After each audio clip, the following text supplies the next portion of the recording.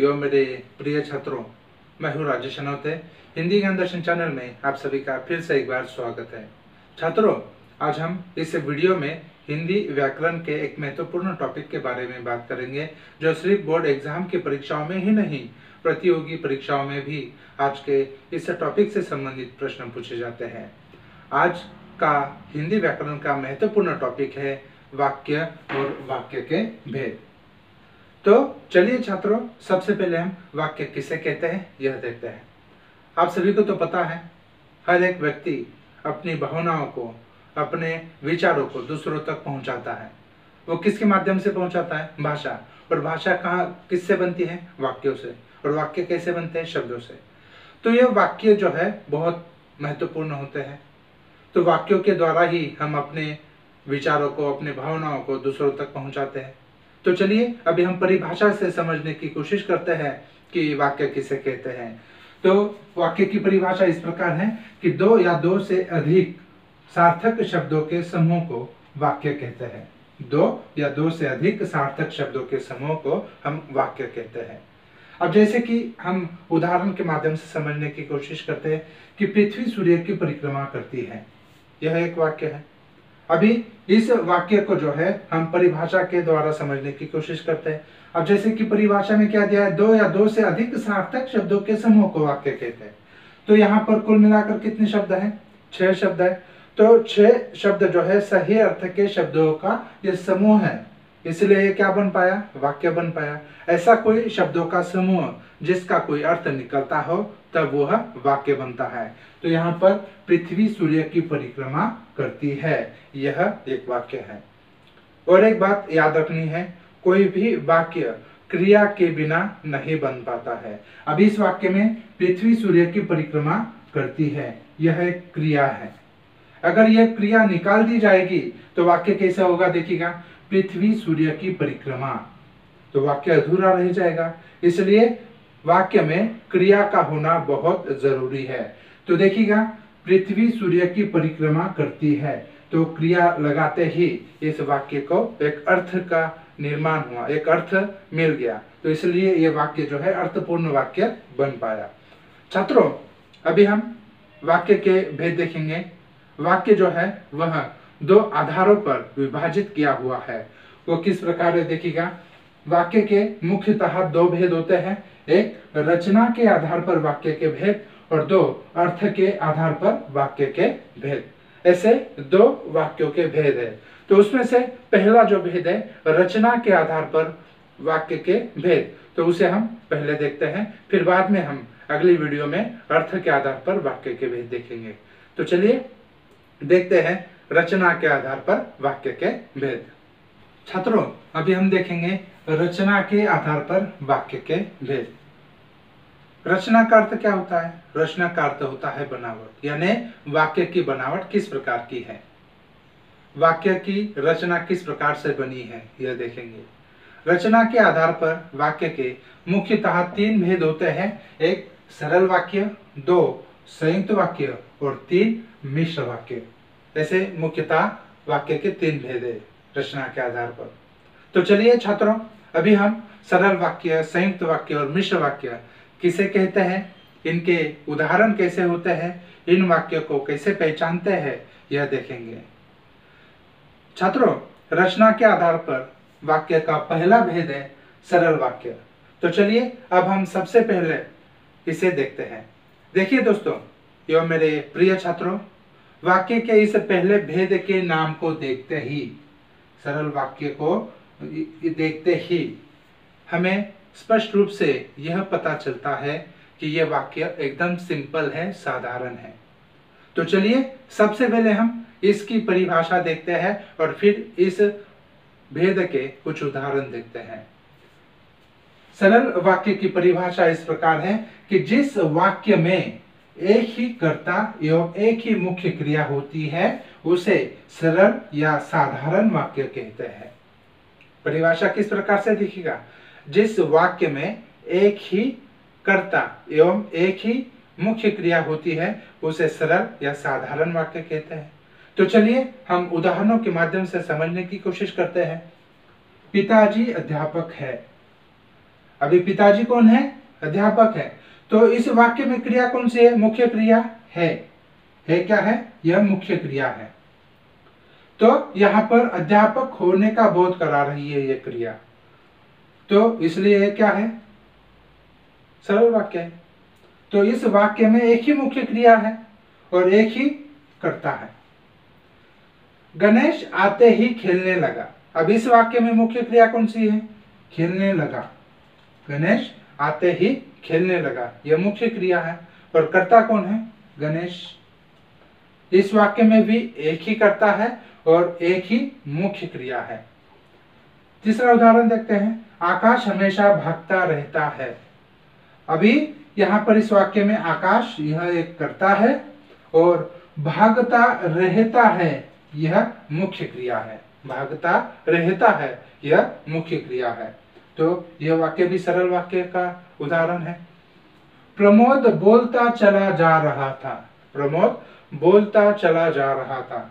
तो अब यह प्रमोद जो है यह एक कर्ता है और बोलता चलता जा रहा था। ठीक है, बोलता चलता जा रहा था। अभी यहां पर देखिएगा, यहां पर एक ही कर्ता है और मुख्य क्रिया भी एक ही है। अभी आप कहोगे कि सर यहां पर तो दो दो क्रियाएं आई हैं, तो ये मुख्य क्रिया कैसे बनी? एक बात हमेशा याद रखना है कि सरल वाक्य में मुख्य क्रिया एक या एक से अधिक शब्दों में भी लिखी जाती है। यह जरूरी नहीं है कि एक ही शब्द में मुख्य क्रिया जो है यहाँ पर वाक्य में लिखी हो, यह जरूरी नहीं है। सरल वाक्य में मुख्य क्रिया एक या एक से अधिक शब्दों में भी लिखी जाती है, यह हमेशा याद रखना है। बच्चों में बहुत सारा कंफ्यूजन होता है कि सर वाक्य में मुख्य क्रिया कौन सी है, पहचानना बड़ा मुश्किल होता है। तो एक बात हमेशा याद रखनी है कि सरल वाक्य में मुख्य क्रिया एक या एक से अधिक शब्दों में भी लिखी जाती है। अभी देखिएगा, मुख्य क्रिया तो वह क्रिया होती है जिससे वाक्य की समाप्ति होती है ना। अगर वाक्य में अगर क्रिया नहीं रहेगी तो वाक्य अर्थपूर्ण नहीं बन पाएगा। अब जैसे कि अभी हम देखते हैं पिताजी अध्यापक, अगर हम ये क्रिया ही नहीं लिखेंगे तो वाक्य पूर्ण होगा क्या? नहीं हो पाएगा। तो क्रिया को निकालने से वाक्य का कोई अर्थ नहीं रहता। अब जैसे पिताजी अध्यापक, तो इस वाक्य को कोई अर्थ रहा क्या? नहीं रहा। तो इसलिए मुख्य क्रिया का यहाँ पर क्रिया का जो है प्रयोग किया जाता है ताकि अर्थ, वाक्य का जो अर्थ है वह वाक्य अर्थपूर्ण बने। इसलिए अगर क्रिया ही नहीं रहेगी तो वाक्य अधूरा नजर आता है ना। अब जैसे कि और एक उदाहरण के माध्यम से समझते हैं। गणेश आते ही खेलने लगा। अभी यहाँ पर अगर हम खेलने लगा इस क्रिया को निकाल देते हैं तो पढ़ते हैं, देखिएगा वाक्य किस प्रकार से बनेगा। गणेश आते ही, वाक्य अधूरा नजर आता है। तो इसलिए वाक्य में क्रिया का होना बहुत जरूरी है और वह क्रिया, मुख्य क्रिया तो वह क्रिया होती है जिससे वाक्य की समाप्ति होती है। तो यहाँ पर पहले वाक्य में एक ही क्रिया है, दूसरे वाक्य में दो शब्दों की क्रिया है, तीसरे वाक्य में तीन शब्दों की क्रिया है और 4 नंबर के वाक्य में 5 शब्दों की क्रिया है। देखिएगा, बोलता चलता जा रहा था, यानी 5 शब्दों की क्रिया है। अभी ऐसा जरूरी नहीं है कि कोई भी क्रिया एक ही शब्द में लिखी हो। सरल वाक्य में मुख्य क्रिया एक या एक से अधिक शब्दों में भी लिखी जाती है, यह बात हमेशा याद रखिएगा। और कोई भी सरल वाक्य पहचानने का आसान तरीका यही है कि वाक्य में एक ही मुख्य क्रिया होती है और एक ही कर्ता होता है। तो जिस तरह से अभी हमने इन वाक्यों में देखा, तो ये सभी वाक्य, पिताजी अध्यापक है, गणेश आते ही खेलने लगा, आकाश हमेशा भागता रहता है, प्रमोद बोलता चला जा रहा था। तो यह सभी वाक्य जो है सरल वाक्य के उदाहरण है। तो और एक बात हमेशा याद रखनी है कि सरल वाक्य में कोई उपवाक्य जुड़ा नहीं होता है, वाक्य सीधा सीधा लिखा जाता है, साधारण वाक्य होता है। इस वाक्य में कोई भी उपवाक्य जुड़ा हुआ नहीं होता है, यह बात हमेशा याद रखनी है। तो चलिए अभी हम जो रचना के आधार पर का जो अगला प्रकार है संयुक्त वाक्य, इस संयुक्त वाक्य के बारे में जानकारी प्राप्त करते हैं। तो चलिए छात्रों, सबसे पहले हम संयुक्त वाक्य की परिभाषा देखते हैं। संयुक्त वाक्य की परिभाषा इस प्रकार है, जिस वाक्य में दो या दो से अधिक सरल वाक्य संयोजकों द्वारा जुड़े हो उन्हें संयुक्त वाक्य कहते हैं। यानी दो या दो से अधिक सरल वाक्य संयोजक अव्यय द्वारा जब जुड़े जाते हैं तब वह संयुक्त वाक्य कहलाता है। अब जैसे पहले एक आदमी मालिक होता था और उसके दर्जनों गुलाम होते थे। अभी इस वाक्य में देखिएगा, इस वाक्य में एक वाक्य है दूसरे वाक्य पर आधारित नहीं होता है। यहाँ पर यह एक वाक्य दूसरे वाक्य पर आधारित नहीं होता है। प्रत्येक वाक्य अपना स्वतंत्र अस्तित्व रखता है। अभी देखिएगा, पहला एक आदमी मालिक होता था, यह स्वतंत्र वाक्य है। उसके दर्जनों गुलाम होते थे, यह भी स्वतंत्र वाक्य है। अभी और यह जो शब्द है और यह एक संयोजक अव्यय है। तो इस संयोजक अव्यय के द्वारा इन दो वाक्यों को जोड़ा गया है।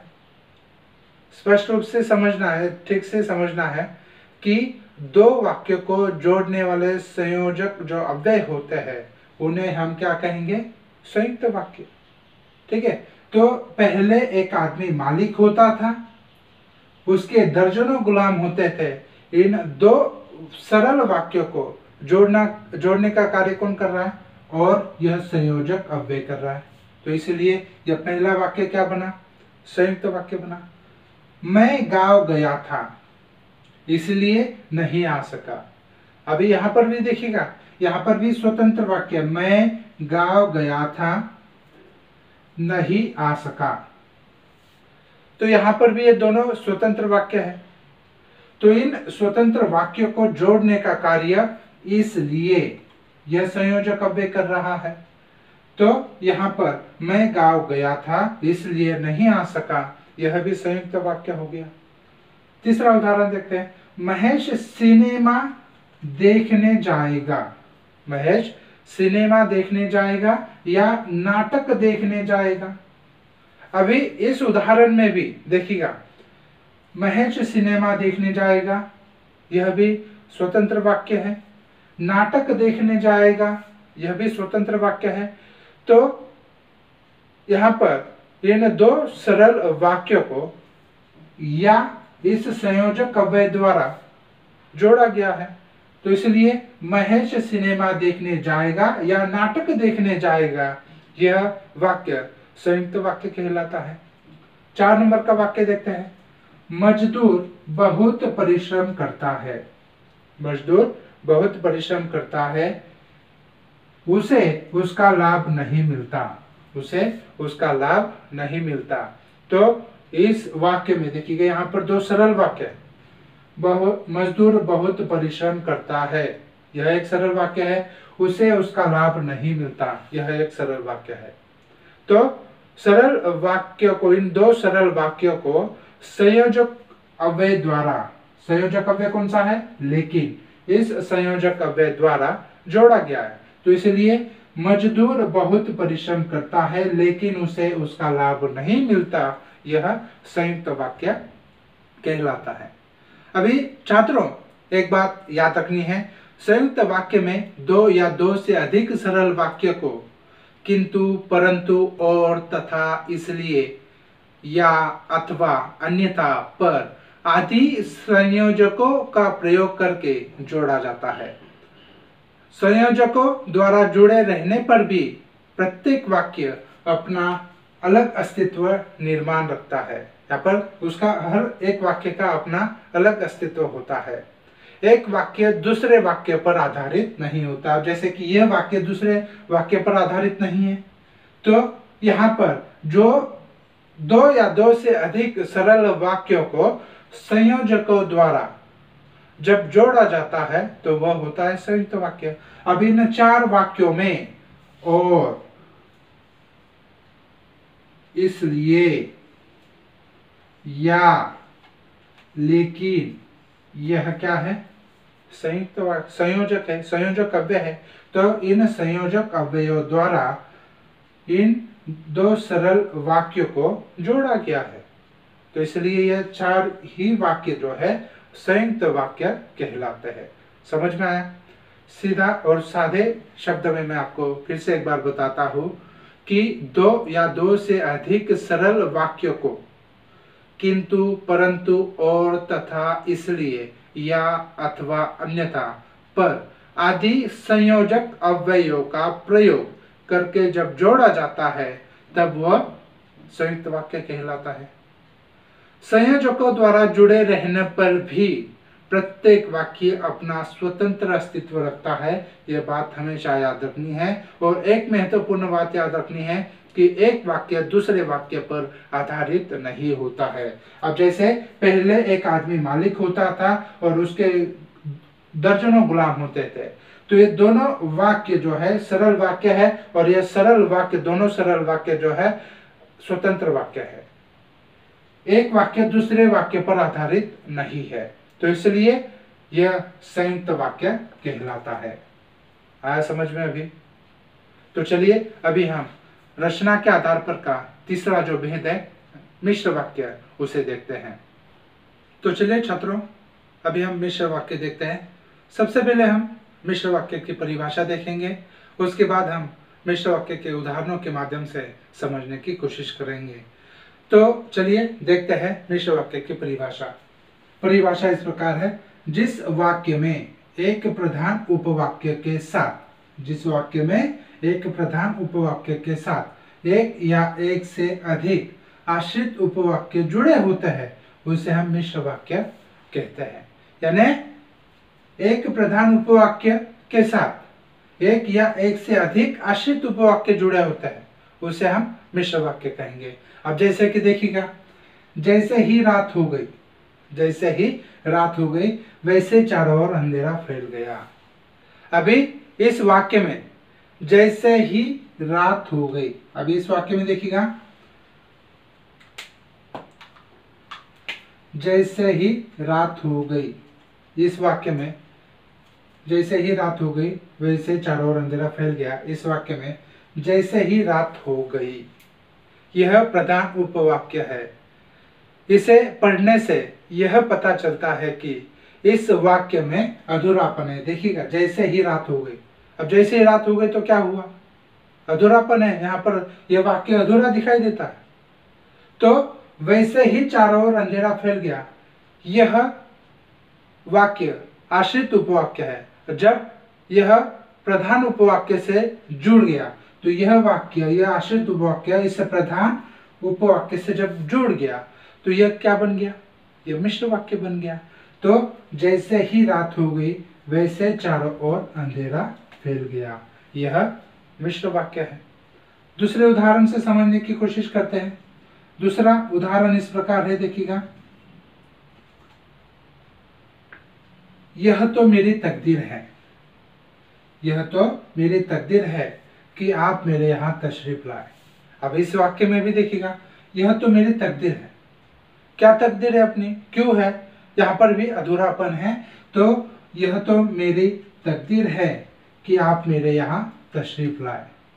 तो यहाँ पर समझना क्या है कि एक प्रधान उपवाक्य है, उसके साथ आश्रित उपवाक्य जुड़ा गया है, तो यह क्या बन गया, मिश्र वाक्य बन गया। तीसरे उदाहरण से समझने की कोशिश करते हैं। जितनी बर्फ पड़ेगी, अभी यहाँ पर भी देखिए अधूरा वाक्य है ये, यहाँ पर अधूरापन महसूस होता है कि जितनी बर्फ पड़ेगी, कितनी बर्फ पड़ेगी हमें पता नहीं है। जितनी बर्फ पड़ेगी तो क्या होगा उसके बाद, कि जितनी बर्फ पड़ेगी उतनी ठंड बढ़ती जाएगी। जैसे ही इस प्रधान उपवाक्य को, इस आश्रित उपवाक्य को जब जोड़ा जाता है तब ये इस वाक्य को एक अर्थ प्राप्त होता है। अन्यथा यह, अब जैसे हम सिर्फ इतना ही लिखेंगे तो अर्थ प्राप्त नहीं होगा। तो इस प्रधान उपवाक्य को आश्रित उपवाक्य जब जोड़ा जाता है, इसके ऊपर आधारित जो उपवाक्य होता है, जब ये जुड़ जाते हैं तब उस समय यह मिश्र वाक्य कहलाता है। और एक उदाहरण से समझने की कोशिश करते हैं। जो व्यक्ति निर्धन है, अभी जो व्यक्ति निर्धन है उसका क्या होगा, यहाँ पर भी वाक्य अधूरा है, अधूरापन है। तो जो व्यक्ति निर्धन है वह कुछ नहीं खरीद सकता। जो व्यक्ति निर्धन है वह कुछ नहीं खरीद सकता। यानी यहाँ पर हमें याद रखना है कि मिश्र वाक्य में कोई भी वाक्य स्वतंत्र वाक्य नहीं होता है। मिश्र वाक्य में एक उपवाक्य दूसरे उपवाक्य पर आधारित होता है। ये बात हमेशा याद रखनी है। और मिश्र वाक्य में प्रधान वाक्य को आश्रित उपवाक्य से जोड़ने के लिए देखिएगा, जैसे, वैसे, कि, जितनी, उतनी, जो, वह, ऐसे शब्दों का प्रयोग होता है। ठीक है, तो ये क्या होते हैं? ये मिश्र वाक्य होते हैं। तो अंत में फिर से एक बार बताता हूं, मिश्र वाक्य में प्रधान वाक्य को आश्रित उपवाक्य से जोड़ने के लिए, मिश्र वाक्य में प्रधान वाक्य को आश्रित उपवाक्य से जोड़ने के लिए जो, वह, जैसे, वैसे, जब, तब, जिसे, उसे, जहां, वहां, क्योंकि, तो, कि, यदि, अगर, जो, वे, जितना, उतना आदि शब्दों का प्रयोग किया जाता है। और मिश्र वाक्य में कोई भी वाक्य स्वतंत्र वाक्य नहीं होता है और मिश्र वाक्य में एक उपवाक्य दूसरे उपवाक्य पर आधारित होता है। तो वह क्या होता है? मिश्र वाक्य कहलाता है। अभी समझ में आया? तो यह तो हुआ कैसे पहचाना। हमने सरल वाक्य देखा, संयुक्त वाक्य देखा, मिश्र वाक्य देखा। अभी सीबीएसई बोर्ड में भी या फिर कई प्रतियोगी परीक्षाओं में जो है वाक्य दिया जाता है और कहा जाता है कि ये वाक्य, इस वाक्य को दूसरे वाक्य भेद में परिवर्तित कीजिए। अब जैसे कि यह जरूरी नहीं है कि सरल वाक्य को संयुक्त वाक्य में परिवर्तित किया जाए या संयुक्त को सरल में, परंतु हम यहाँ पर कोशिश करेंगे कि एक वाक्य जो है इन तीनों वाक्यों में परिवर्तित करके देखते हैं। ठीक है, अब जैसे यहाँ पर ये मिश्र वाक्य है पहला, जैसे ही रात हो गई वैसे चारों ओर अंधेरा फैल गया। अभी इस वाक्य को अगर हमें सरल वाक्य में बनाना है तो कैसे बनेगा? देखिएगा, जैसे ही रात हो गई वैसे चारों ओर अंधेरा फैल गया। अब इस वाक्य को अगर सरल बनाना है तो यह वाक्य ऐसा बनेगा कि रात होते ही चारों ओर अंधेरा फैल गया। रात होते ही चारों ओर अंधेरा फैल गया। तो यह हुआ सरल वाक्य। अगर हमें इसे संयुक्त वाक्य बनाना है तो कैसे बनेगा? रात हुई और चारों ओर अंधेरा फैल गया। रात हुई और चारों ओर अंधेरा फैल गया। तो इस तरह से आप वाक्यों को परिवर्तित कर सकते हैं। तो चलिए आज हम यहीं पर रुकते हैं। मैं उम्मीद करता हूँ कि वाक्य और वाक्य के भेद, यह टॉपिक आप सभी को समझ में आ गया होगा। दोस्तों, ये मेरे प्रिय छात्रों, अगर ये वीडियो आपको पसंद आता है तो आप इस वीडियो को लाइक करें, अपने दोस्तों को शेयर करें। अगर आप मेरे चैनल पर नए हो तो लाल रंग का सब्सक्राइब बटन दबाकर सब्सक्राइब करें। तो चलिए छात्रों, अगले वीडियो में हम अर्थ के आधार पर वाक्य के भेद देखेंगे। आज हम यहीं पर रुकते हैं, मिलते हैं अगले वीडियो में। तब तक के लिए धन्यवाद।